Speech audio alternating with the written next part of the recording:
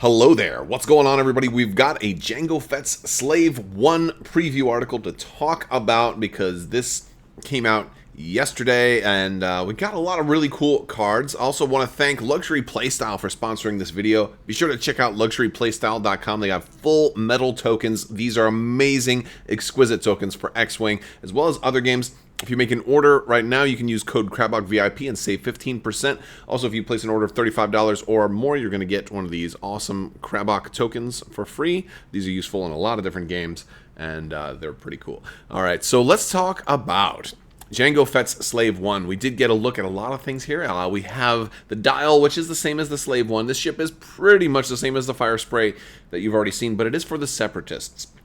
It's kind of makes sense for Jango Fett to be in the Separatist faction. We've kind of talked about this before. It's certainly nothing new that he was coming, that he was going to be Separatist, but he's kind of representing more of the Clone Wars.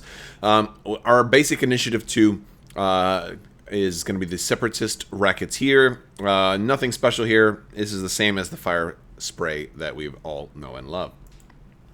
We do get young Boba able to fly his dad's ship. This is certainly a little different than the Boba Fett we've seen in Scum and Villainy. He is a survivor, Boba Fett, at Initiative 3. While you defend, if there are no other friendly ships at range 0 to 2, you may change one of your blank results to an eyeball result. So if he's all by himself, like, hey, my dad's dead, I'm all by myself now, I'm on my own. He's like this little kid who's kind of on his own, and he gets to turn blanks. So he definitely wants to be focusing. That's awesome. I like it. I like that ability. Unless, of course, you're attacking him a whole bunch of times over and over again. That's a little more than this kid can take. That's a pretty cool, it seems like a thematic ability. We got his dad. We got Jango Fett. This one was already spoiled at Gen Con. This Initiative 6 here, which is pretty nice. There's not that many 6s. So it's always nice to see an Initiative 6 show up. While you defend or perform a primary attack, if the difficulty of your revealed maneuver is less than that of the enemy ships, you may change one of the enemy ship's eyes to a blank result. So that's both on attack and defense. Again, we have started to see in the last year or two, we've started to see a lot more stuff talking about revealed maneuvers. So if you're playing this game casually or competitively, it's important that you don't change dials after they're revealed. I know some people like to fiddle with them. This is yet another example of, like, once you reveal a dial, you got to set it next to that ship and, like, make sure that it's available to be referenced by other cards. Because even if you don't have a list that really is concerned with revealed maneuvers, your opponent may, and they may need to reference the maneuver that you did, your revealed maneuver. So that is an important thing. Here's the big surprise is Zam Wessel. This ability is just, woo! Now, Zam's an Initiative 5, which is already a pretty high initiative pilot, but Zam is also going to have 4 charge, and to start the game, Zam's going to start off with losing 2. So Zam's going to start off with 2 charge, but can get 4 charge. This is one of the most complicated pilots. Well, not complicated, but different, I guess is probably a better word. One of the most different pilots with their pilot ability that we have seen yet. So Zam has 2 different conditions. We're going to take a look at those, and each round during the system phase, you're going to assign one of these. It's secret. You're going to put the card face down, and it basically is going to give Zam the ability to attack again. It was basically Zam can shoot twice in a turn, but maybe not every. Well, definitely not every turn because it costs charge. But one of them is, you should thank me. The other one is going to be, you'd better mean business. So let's talk about you should thank me first. This condition is assigned face down. Reveal it after you defend. After you defend, she's going to recover 1 charge. Then you can acquire a lock on the attacker. At the end of the engagement phase, if this card is face down, like you haven't revealed it to regain charge, because that's one of the ways you can charge it back up. At the end, so basically, if you don't attack her, this is going to stay face down. And then at the engagement phase, at the end of the engagement phase, if it's still face down, and you're in an enemy ship's firing arc, you can reveal this and spend 2 charge, and then perform a bonus attack. And then you're going to remove this at the start of the system phase. And then, of course, system phase again, you can then, put another one face down, or the same one again. And so there's a bluffing mechanic here. I had initially looked at this for the first time, and I thought it says you only get this during the setup phase, and I was like, wait, if it's only a once per game thing, but it's not, because you're going to pick one of these during the system phase. It does have a setup ability also that keeps you from starting with full charge, but each round you're going to be putting one of these conditions on there. So this first one, you should thank me. If you defend, you're able to recover a charge, which is good to recharge it, and also get a free lock, which is nice, and it doesn't require an action there, so you can even be stressed. So if you attack Zam, you may get her target locking you. And you also may recharge her ability. If you don't attack her, she may attack you. Really, you would just want to stay the heck away from her. But then in this one, this condition is assigned face down. Reveal it after you defend. After you defend, you may spend 2 charge from Zam if you do perform a bonus attack on the attacker. So if you do attack her, she can turn around and attack you back. If you don't attack her, she can spend the first one and turn around and attack you bonus as well. But this one, you'd better mean business. So, attacking Zam, she's going to defend, she'll spend 2, and then she can perform that bonus attack on you.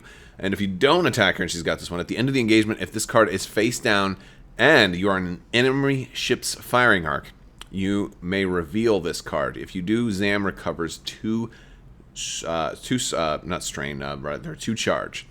So basically, the only counter against Zam is to completely stay, to not ever attack her, and always stay out of her arc, which can be hard against a ship that has a front and rear arc, and that has boost, and is initiative 5. Well, she might not always be initiative 5, because you can also get Zam as crew, so she can go on board other ships and do the same thing. So it's not just restricted. It's not just restricted to the fire spray.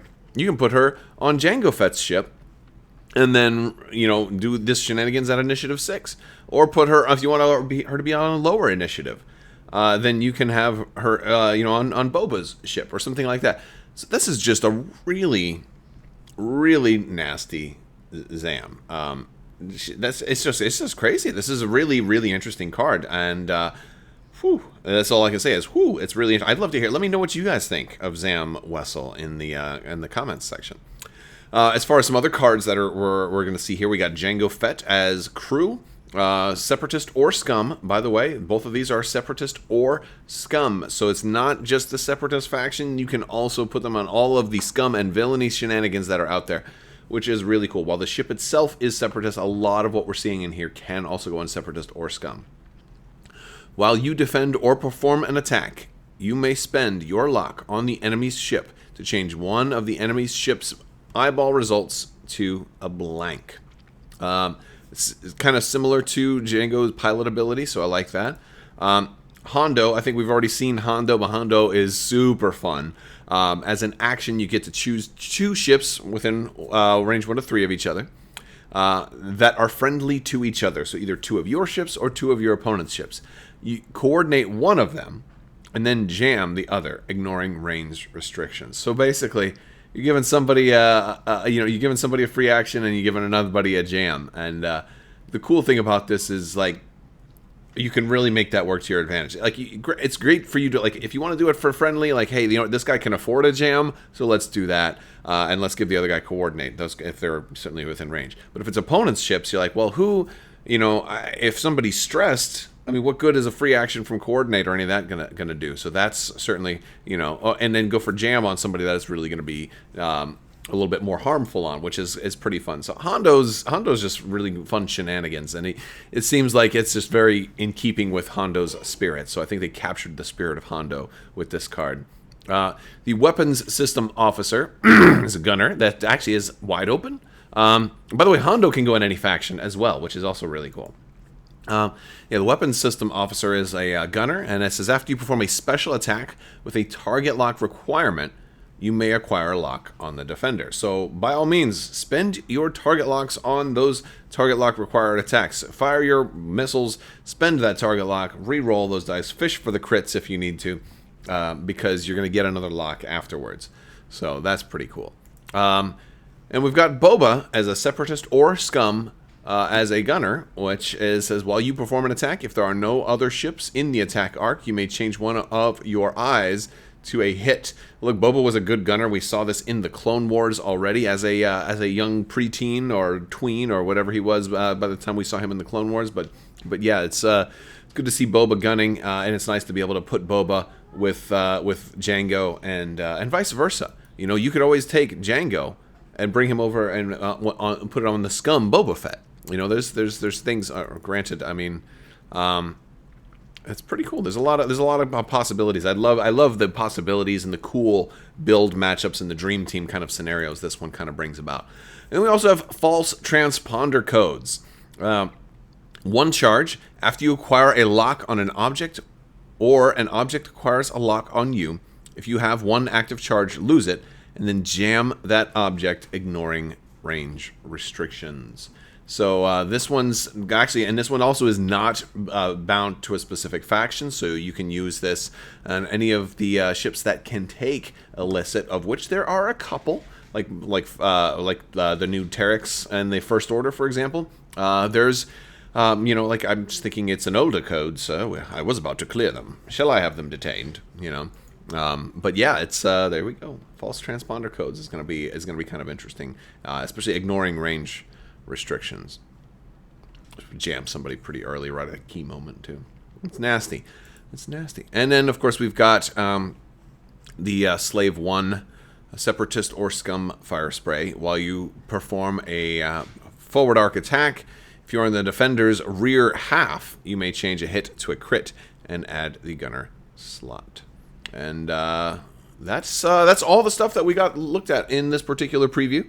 So stand by for more X-Wing stuff. We've got some new ships coming out. There'll be some unboxings in the very near future, so stay tuned for that. Hopefully you guys enjoy The Mandalorian Season 2. Hopefully maybe some of you have watched it already. I would love to hear some more. Stay tuned Mondays for Mando Chat. Monday nights, we're going to be doing Mando Chat. So stay tuned for that. That's going to be a live stream Monday nights. And I'll be posting more about that. So if you want to hang out and ask some questions, we'll have guest stars and all of that sort of thing. Also, if you guys are new here, there's still time left to enter to win the giveaway for a $25 Amazon gift card. You just have to be a subscriber and leave a comment. I've got giveaways running all the time. There's more information on my giveaways over on Crabbok.com. If you go down to the video description and click the See More button, you're going to see a whole bunch of links. There's going to be links for t-shirts, for masks, all my merch store, Patreon, my website, my Discord, for those of you who want to play some games with me when I'm streaming. All that stuff is available in Discord. And but it's great ways to support the channels and you know, get yourself some merch or anything like that. But definitely check out the links in the description. Don't forget Luxury Playstyle. Also use that code Crabbok VIP. Get yourself some awesome X-Wing tokens. And that's going to do it for this episode. I want to thank you guys so much for watching. Let me know what you think down in the comment section. Also, big thanks to my patrons. You guys are amazing. Thank you so much for your continued support. I will talk to you guys soon. Thank you, and as always, have a great day.